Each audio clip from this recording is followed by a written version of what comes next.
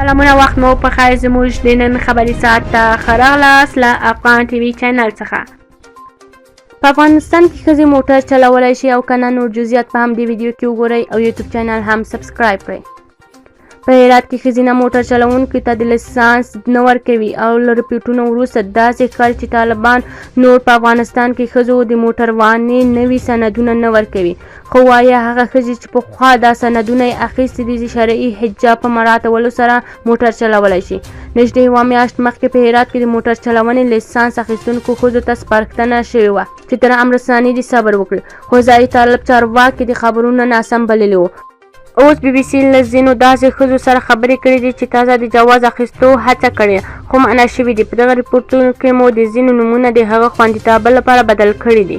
شګوفه مدني فعاله ده، له خپل پلار او ورونو یې د موټر چلولو زده کړي دي. دا وایي غوښتل یې چې رښتیا او دروغ معلومه کړي او وګوري چې رښتیا هم ښځو ته د موټر چلونې نوي جوازونه نه ورکول کیږي او که د ځینو ځایي طالب چارواکو خبر یې سمې دي چې ویلي دي داسې څه نشته.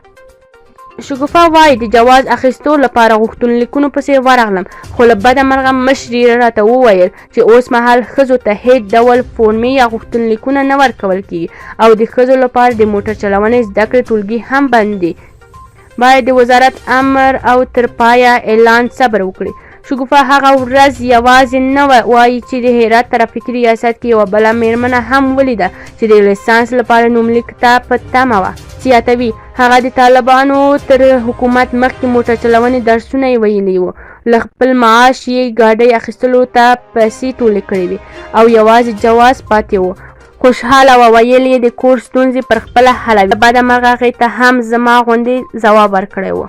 په وایي طالب چارواکي یې وننګول چې ولې ښځو له موټر چلونې بندوي، خو په وینا یې ځایي چارواکي ورته وویل چې دا پریکړه زموږ نه بلکې په کابل کې هم شوې ده او د لوړو پوړو چارواکو په لاس کې ده.